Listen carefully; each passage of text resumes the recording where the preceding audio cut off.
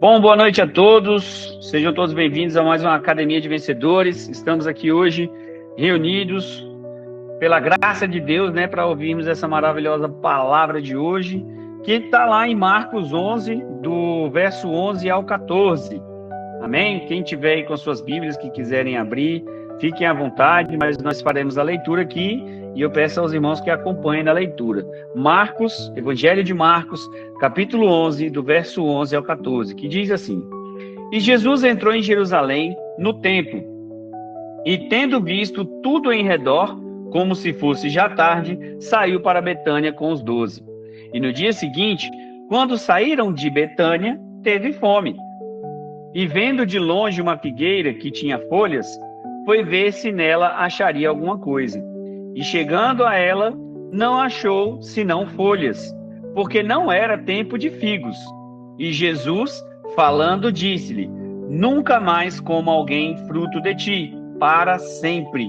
E os seus discípulos ouviram isso, e nós também. Amém? Senhor, meu Deus e Pai, em nome de Jesus, a partir desse momento agora, entrego, Senhor, os destinos, o rumo, Senhor, a direção desse encontro de hoje, dessa reunião de hoje, meu Pai. Te peço encarecidamente que o Senhor possa conduzir, Senhor, que ao abrir a minha boca não fale o meu corpo, não fale a minha carne, não fale os meus desejos, Senhor, que não fale do meu coração, mas que sim, tudo aquilo que desce, Senhor, do teu trono maravilhoso, tudo aquilo, Senhor, que vem da tua vontade, Senhor, tudo aquilo que vem do teu Espírito, Pai. Ministra aos nossos corações e nos ensine, Senhor, o caminho que nós devemos seguir. Em nome de Jesus. Amém e amém. Glória a Deus. Bom, irmãos, então, o tema, do nosso estudo de hoje é Além das Folhas, o chamado de Jesus a uma fé que produz frutos. Nós vimos aí, então, esse texto, que de Marcos, capítulo 11, do verso 11 ao 14, onde nós meditamos aí, e nós vemos um texto bem intrigante, porque nós podemos observar que essa passagem, ela está entre duas informações, que mais à frente nós vamos falar, que é muito importante, e que ela aparentemente parece estar ali fora de contexto, ou bem... como é que eu posso dizer assim, espremida dentro de duas informações maiores. E quando nós lemos o texto todo, então, de Marcos capítulo 11, apesar de nós vermos esse texto, mas é um texto que não chama muita atenção. Ou, ora, porque é um texto curto e ele, de certa forma, não dá muita ênfase para esse texto, ou também é porque nós não entendemos muito bem o que aconteceu ali, não é verdade? Jesus, então, ele está vendo aquela figueira, ele procura ali os frutos dela, mas ele, sabidamente, sabendo ali que não era tempo de figos ali, ele procura esses frutos, mas os frutos não estão lá, e ele, então, vai lá e condena aquela árvore. Amém? Então, essa é a passagem da figueira amaldiçoada por Jesus. E a primeira leitura, desse episódio, ele parece ser até, de certa forma, duro, contraditório, como até o próprio texto mesmo ele diz, que não era tempo de figo. Não havia, ali naquele momento ali, não era estação própria para que se desse figos ali, então, naquela árvore. Então, por que Jesus fez aquilo? Por que Jesus, ele deu tamanha... condenação para aquela árvore? E é o que nós vamos entender isso, É o que nós vamos entender hoje, Porque Jesus, ele esperaria frutos fora da época. Jesus, ele sabia dos tempos e das estações. Ele não era uma pessoa indouta, Ele sabia de todas as coisas, na verdade, Então, ele sabia que aquele não era o tempo de figo, assim como o próprio texto deixa mesmo ali explícito. Mas por que ele, então, esperaria que ali tivesse frutos? E essa é uma pergunta muito genuína e muito importante para nós fazermos. Esse texto, e como outros textos, na verdade, como todos os textos da Bíblia, nós precisamos internalizar no nosso coração que nada na Bíblia, absolutamente nada na Bíblia é aleatório. Na Bíblia não existe um texto sequer, uma palavra sequer, uma vírgula sequer, um ponto sequer que não faça sentido, que não tenha um contexto, que não tenha um ato profético anterior, que não tenha algo que faça uma conexão e uma ligação de algo muito mais profundo do que aquilo que nós simplesmente vemos ali naquelas palavras. Então, por que que Jesus amaldiçoou a árvore por algo que aparentemente nem era culpa daquela árvore? Se não estava no tempo de dar figos, por que Jesus então vai lá e amaldiçoa aquela árvore como se ele estivesse queimando a etapa? Não é verdade? Por que que Jesus faz isso, sendo que não era culpa da árvore? Não era tempo de dar frutos, e ainda assim Jesus exigiu que ela desse o fruto para ele. Então, para compreender esse texto, nós precisamos ir além da leitura moderna. Quando nós olhamos para a Bíblia hoje, nós temos um grande problema. Por quê? Primeiro, nós somos de uma cultura ocidental, que por muito tempo se distanciou dos conhecimentos orientais. E também, nós, por exemplo, que estamos aqui na cidade, desconhecemos algumas situações que dentro da Bíblia, explicariam muitas coisas se na nossa cultura ela fosse uma cultura um pouco mais agrícola. Se nós entendêssemos um pouco mais de questões de plantio, de questões de estação, de questões de tempos de dar frutos, como que as coisas se comportam, né? Quando fazemos uma plantação, qual é o processo que essa planta ela passa para que ela possa, então, dar frutos. E por faltar esses elementos na nossa vida, nós olhamos para esse texto e muitas vezes não entendemos nada. Não entendemos por que acontece isso. Então, falta para nós um contexto bíblico, agrícola, cultural e, principalmente, profético a respeito de Israel. Quando nós fazemos isso, nós percebemos que este não é um ato de irritação de Jesus. Quando nós analisamos o texto de uma forma mais profunda, nós vemos que, na verdade, não é aleatório, não é uma irritação sem fundamento da parte de Jesus, né? Não é algo ali corriqueiro e trivial, mas, na verdade, é uma mensagem profunda e espiritual, profética e extremamente atual. Nos nossos dias de hoje, essa mensagem que Jesus deixa por meio dessa maldição que ele lançou sobre a figueira, ela se torna cada dia mais viva no nosso tempo. E vamos entender isso. E o contexto histórico, então, e cultural da figueira em Israel, nesse texto, é que na cultura israelita daquele tempo, a figueira ela era um símbolo nacional de espiritualidade. Era um símbolo nacional e espiritual, né? Ela aparece frequentemente lá nos textos do Antigo Testamento como uma imagem de prosperidade, como lá em 1 Reis, capítulo 4, verso 25, conforme nós podemos ver aqui, ó. E Judá e Israel habitavam seguros, cada um debaixo da sua videira e debaixo da sua figueira. Olha aqui a figueira aparecendo. Desde Dan até Berseba, todos os dias de Salomão. Então, eles habitavam seguros ali, havia prosperidade, havia segurança ali. Então, a figueira, assim como a videira, ela é esse símbolo, né, de prosperidade, de paz, de bênção divina, né, e de fidelidade do povo de Deus, porque essa árvore representa exatamente a sombra que Deus faz sobre o teu povo, e o seu povo, então, ali deitado debaixo daquela árvore ali, né? Em Miqueias 4:4, nós podemos ver também, ó. Mas assentar-se-á cada um debaixo da sua videira e debaixo da sua figueira, e não haverá quem os espante, porque a boca do Senhor dos Exércitos o disse. Então, o próprio Deus falou que essa árvore é importante, que nós precisamos entender sobre ela, e além disso, a figueira também, ela era uma das 7 espécies que representavam a fertilidade da terra prometida. Lá em Deuteronômio 8:8 ele vai falando, então, as árvores que davam frutos, que eram muito férteis naquele tempo, e, obviamente, a figueira era uma delas, né?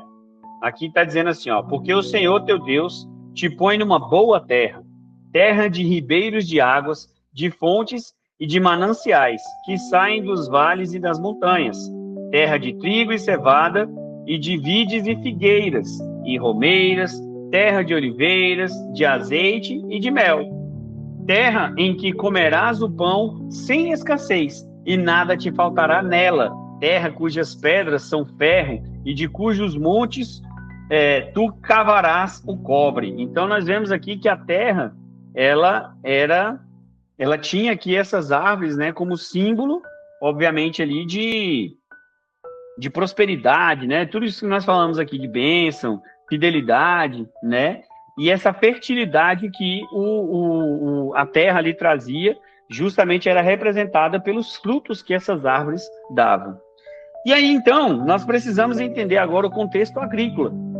O que isso representa para nós? Lá na Palestina, no século I, o ciclo da figueira, ele funcionava da seguinte forma. Creio que talvez até hoje também, né, ela pode seguir o mesmo passo, na verdade, né? No fim do inverno e no início da primavera, surgiam os primeiros brotos e os pequenos frutos. Elas então começavam a brotar e as frutinhas pequenas começavam a aparecer, que eram chamadas lá na tradição judaica lá de parrim, né? Eu acho que é parrim a pronúncia. Então, é como se fossem ali aquelas primeiras frutas, que elas vêm um pouquinho mais mirradas, pequenininhas, mas elas já começam ali a brotar. Então, as folhas, elas só apareciam quando esses frutos já estavam se formando. Então, primeiro começava a vir os brotos, né? Começava ali a florescer e vinham os brotos. Depois que as frutas começassem, então, a sair, começasse a se desenvolver ali aquelas primeiras frutas ali, as pequenas, então vinha as folhas. E os figos grandes e maduros viriam apenas no verão, que era meados de junho a agosto ali. Então uma figueira cheia de folhas indicava obrigatoriamente a presença de frutos, ainda que eles ainda fossem pequenos. Os pequenos frutos, eles antecedem a presença das folhas. E quando Jesus, então, ele vê aquelas folhas naquela figueira, imediatamente, ele não age ali por ignorância, né, do tempo da colheita, ele imediatamente já imagina o quê? Se tem folha, significa que os primeiros frutos já apareceram. Então, ele responde a uma expectativa legítima criada pela própria árvore. A própria árvore, ela demonstra que ela já estava dando frutos a partir do momento em que ela tinha as folhas visíveis ali com ela. Então, a figueira ali, esse símbolo espiritual da figueira, ele nos mostra que ao se aproximar da figueira e encontrar apenas as folhas, Jesus se depara com um símbolo de falsidade espiritual. E olha que profundo que é isso, meus irmãos. A aparência sem a essência. A promessa sem o cumprimento, a religião sem a transformação. E esse gesto acontece entre dois eventos importantes, como nós falamos. Quando você lê ali o capítulo todo, o capítulo 11 ali de Marcos, você vê antes desse texto a entrada triunfal em Jerusalém, quando Jesus manda os discípulos pegar o jumentinho, algo que era profético. Então, quando ele sobe no jumento e ele entra então nas portas de Jerusalém, todos estão saudando ali com as palmeiras, né? Que era algo tipicamente das festas judaicas. E todos eles ali, então, proferem, né? Hosana, Hosana nas alturas. Chamam ele, então, de rei, o rei Machia, que tinha chegado. E depois desse texto, nós temos a purificação do templo, quando Jesus já está em Jerusalém, e ele, então, pega o seu chicote, derruba todos os cambistas ali e começa a fazer a purificação do templo. Então, Marcos, ele estrutura esse texto propositalmente desta forma. E isso nos demonstra o quê? Que antes dele entrar em Jerusalém, ele é saudado pelo povo, ele é honrado pelo povo, ele é chamado de rei pelo povo. E lá dentro mesmo, né, da Jerusalém, depois que ele entra, ele precisa fazer essa purificação. Então, assim como a figueira, Jerusalém, ele estava cheia de atividade religiosa. Todos estavam ali para celebrar a Páscoa. Todos eles estavam ali para celebrar esse ato religioso. Mas o templo estava cheio de rituais, estava cheio de várias festas, né? Eles tinham todas as coisas ali, menos arrependimento, justiça e o amor verdadeiro. Assim como essa figueira, então, era o que estava acontecendo naquele tempo. E esse texto ele é colocado aqui exatamente para retratar a entrada triunfal de Cristo, depois a purificação do templo, e isso demonstra exatamente tudo aquilo que representava aquele momento em que Jesus estava passando. E esse texto, então, ele ecoa fortemente em alguns profetas, como Oséias 9:10, que nós vamos ler aqui, que está escrito isso, ó: achei Israel como uvas no deserto, vi vossos pais como o primeiro fruto da figueira. Então nós vemos aqui que esse texto ele já era um sinal daquilo que Jesus daquilo que a palavra já tinha profetizado, né? Os pais ali, como os primeiros frutos da figueira, era exatamente para ser encontrado como aquelas primeiras frutinhas que nascem antes das folhas. É como se os nossos atos, os nossos frutos, ainda que pequenos, eles precisam aparecer antes da nossa folha, que é o quê? A aparência de robustez, a aparência de santidade, a aparência de que, olha, estamos fazendo aqui um serviço religioso agradável ao nosso Deus. Outro texto também está lá em Jeremias 8:13, que está escrito assim, ó: não há uvas na vide, nem figos na figueira, até as folhas estão murchas. Então nós observamos aqui que Jeremias ele já estava profetizando exatamente isso, que assim como Jesus então condena aquela árvore, se não há vide, se não há figos na figueira, até as folhas então elas devem murchar. E Jesus, né, como profeta, ele ensina essa mensagem, ele representa essa mensagem, né, a respeito de Jerusalém, quando ele observa aquela figueira ali não dando seus frutos.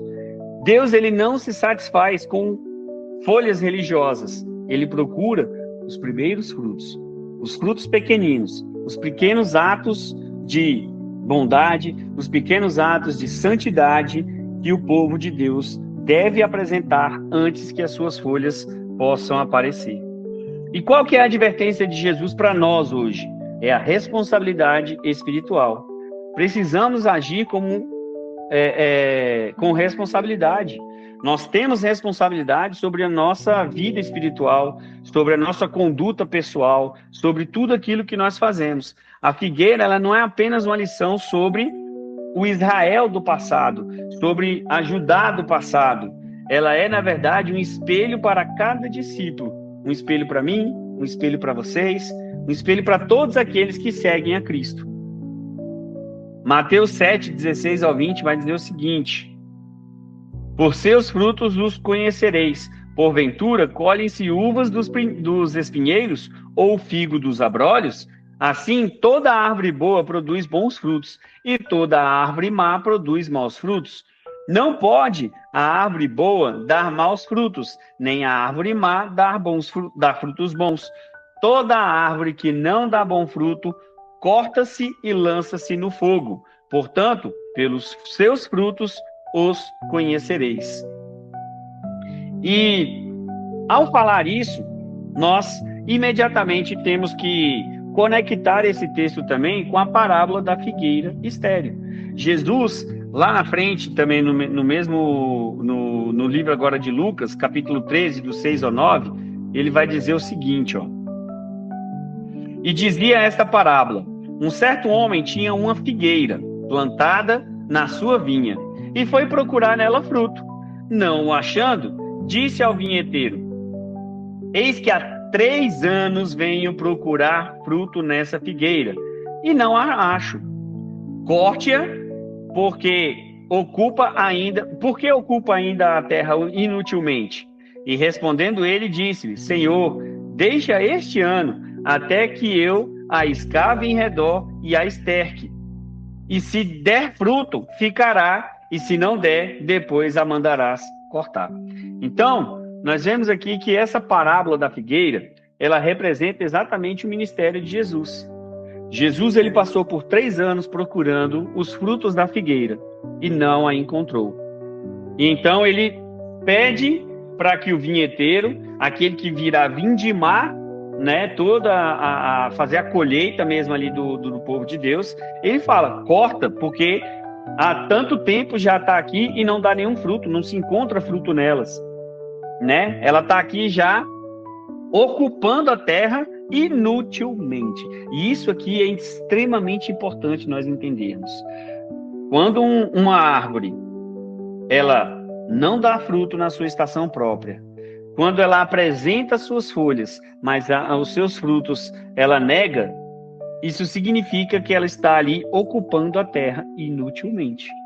E isso é de um poder, isso é de um peso tão grande, imaginar que a mensagem para os nossos dias é que existem lugares, existem pessoas, existem comunidades que estão ocupando o terreno inutilmente. Estão ocupando o terreno de forma inútil, porque não estão fazendo aquilo que deveriam fazer. E respondendo ele, disse, Senhor, deixa esse ano até que eu escave em redor e a esterque. Quer dizer, deixe mais um tempo para que nós possamos trazer os insumos, a palavra de Deus, para que, quem sabe, trazendo a palavra de Deus, quem sabe, trazendo ali a unção de Deus sobre a vida dessas pessoas, elas possam então florescer. E se elas derem fruto, então ela permanece ali. É isso aqui, esse é o texto, um texto extremamente pesado, um texto extremamente profundo, né, que Jesus ele traz aqui para nós. Então nós vemos que o ato de Jesus ter condenado aquela figueira, ela é de uma profundidade espiritual, de algo que nos ensina, né, profundamente qual é a nossa responsabilidade espiritual. Então, nessa parábola da figueira estéril, Jesus fala de uma figueira que ocupa a terra, mas não produz o fruto, né? Então,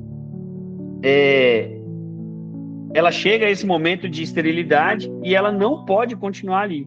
Se ela permanecer de forma improdutiva, a sentença ela é dada. A sentença é de que ela deve ser tirada daquele lugar. E isso nos ensina, então, que Deus ele é gracioso, Deus ele derrama graça, ele é galardoador, ele perdoa, a sua misericórdia se renova todas as manhãs. Deus ele é extremamente paciente, mas ele espera crescimento e transformação. A esperança de Deus é que nós frutifiquemos, que nós crescemos, que nós nos multipliquemos, mas que isso seja de forma contínua. Nós não podemos ser estéreis no mundo espiritual, na nossa vida, na nossa família e na nossa comunidade. Na mentalidade do povo de Deus, conhecimento sem prática era hipocrisia. E isso é o que Jesus sempre bateu quando ele se referia, quando ele tinha os embates dele com os fariseus, era exatamente a respeito disso que Jesus falava. Eles tinham a religiosidade, eles tinham o ato de santidade, eles tinham as festas, eles tinham todas aquelas liturgias, mas não havia, de fato, espiritualidade, não havia presença, não havia arrependimento, não havia ali, de fato, um coração quebrantado para fazer a vontade de Deus, que era o mais importante que necessitava ali. Tiago 2,17 diz que a fé, se não tiver obras, ela é morta em si mesma. Se a fé uma árvore, ela não tem frutos, ela é inútil. Então, se nós falamos que nós temos fé em Cristo, mas nós não desenvolvemos a nossa vida em Cristo, se nós não desenvolvemos a nossa vida, não frutificamos a nossa vida na palavra de Deus, essa obra é morta em si mesma. E quais frutos, então, Deus espera de nós? Se nós somos essas figueiras, então, que tipo de frutos que Deus espera de nós? Para que nós possamos, então, buscar frutificar na presença dele. Quando nós falamos em frutos, nós não estamos falando aqui, irmãos, de perfeição, de fazermos tudo certinho. Não é isso. Conforme nós falamos no domingo, ontem eu falei também na nossa célula, com uma outra palavra que nós trouxemos, a perfeição de Deus não é não cair, não é ser santo, imaculado. Isso não é a perfeição para Deus, mas é quando o justo cai, ele cai 7 vezes, mas ele sempre se levanta.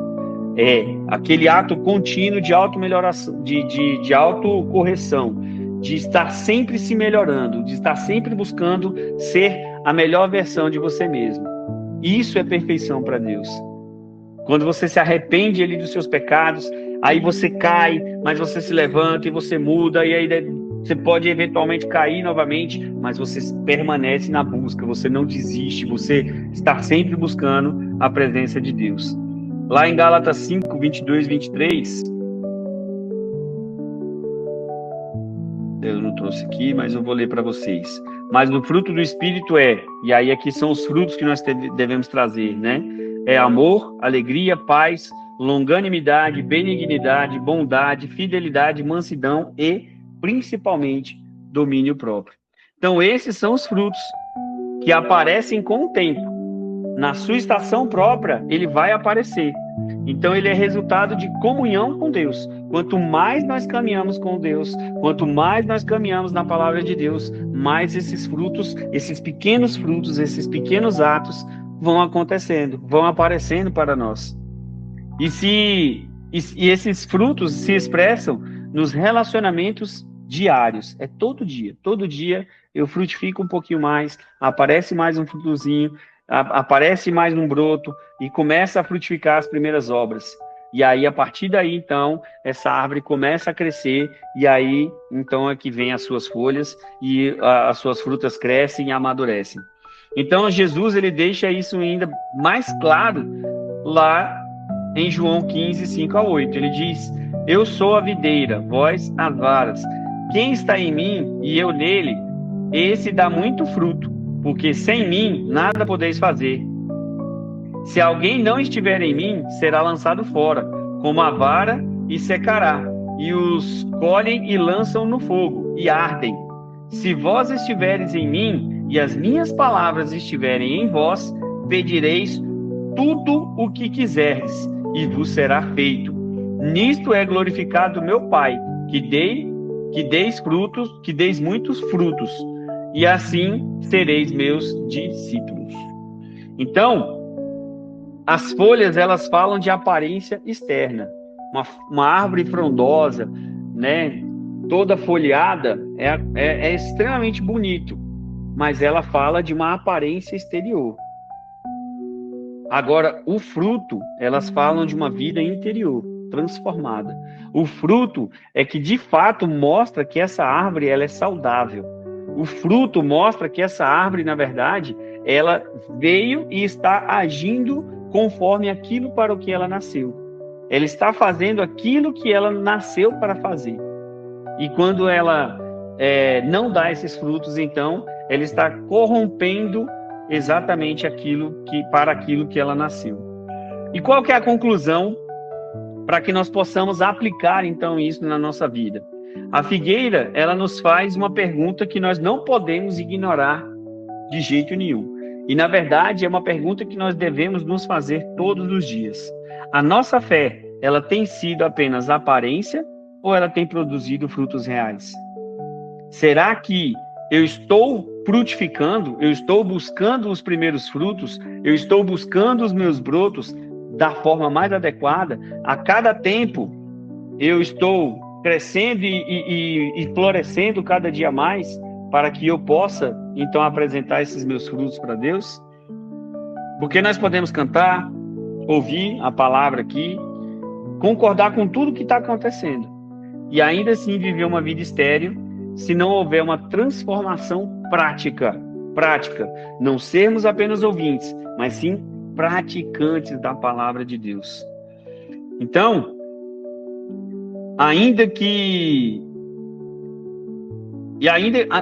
assim viver uma vida estéril se não houver uma transformação prática na nossa vida, é como se nós não tivéssemos de fato conectados, né, à palavra de Deus, conectados a Deus, próximos de Jesus, assim como Jesus falou: aqueles que estão em mim, aqueles que estão na minha palavra, esses dão frutos.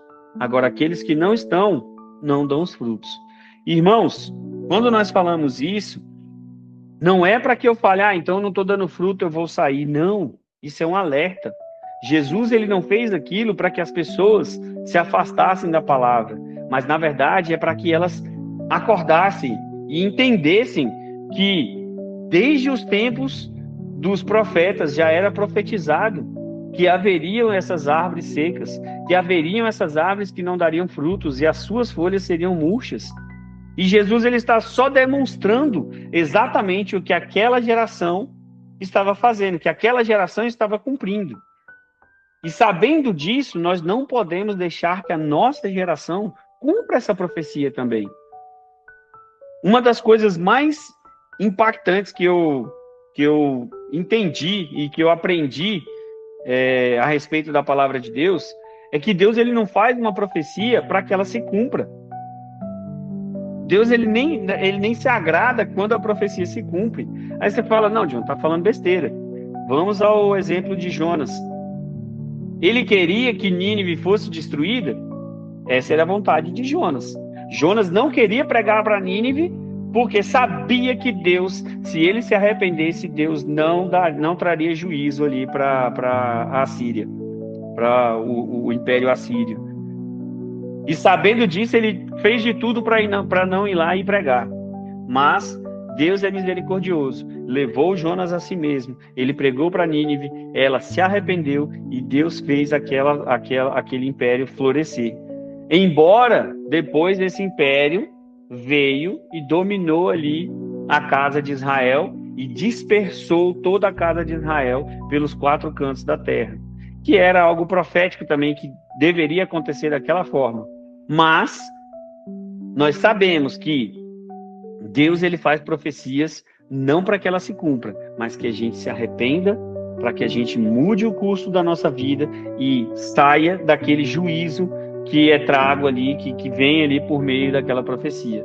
A profecia, ela serve para que nós nos arrependemos e voltemos ao caminho, às veredas antigas, voltemos ali aos caminhos do Senhor novamente. Amém?